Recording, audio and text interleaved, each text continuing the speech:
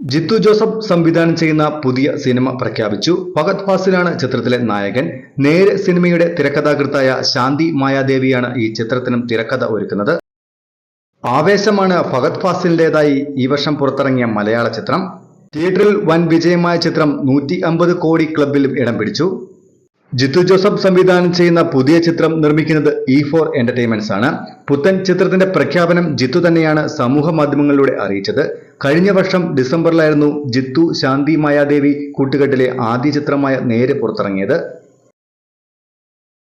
ഏറെ നാളുകൾക്ക് ശേഷം മോഹൻലാലിന്റെ തിരിച്ചുവരവെന്ന് ആരാധകർ വിളിച്ച സിനിമ 100 കോടി ക്ലബിൽ ഇടം നേടിയിരുന്നു. മോഹൻലാലിനെ നായകനാക്കി ജിത്തു ജോസഫ് സംവിധാനം ചെയ്യുന്ന റാമാണ് പ്രേക്ഷകർ ഏറെ ആകാംക്ഷയോടെ കാത്തിരിക്കുന്ന മറ്റൊരു ജിത്തു ജോസഫ് ചിത്രം. മോഹൻലാൽ ജിത്തു ജോസഫ് ചിത്രം റാമിന്റെ അടുത്ത ഷെഡ്യൂൾ ഷൂട്ടിംഗ് ഉടനെ തുടങ്ങുമെന്നുള്ള വാർത്തകളും ഈ അടുത്തിടെ പുറത്തു വന്നിരുന്നു. സിനിമാ ലോകത്തെ പുത്തൻ വാർത്തകൾക്കും വിശേഷങ്ങൾക്കുമായി ഈ ചാനൽ സബ്സ്ക്രൈബ് ചെയ്യുക. മറ്റൊരു വീഡിയോയുമായി വീണ്ടും കാണാം. നന്ദി.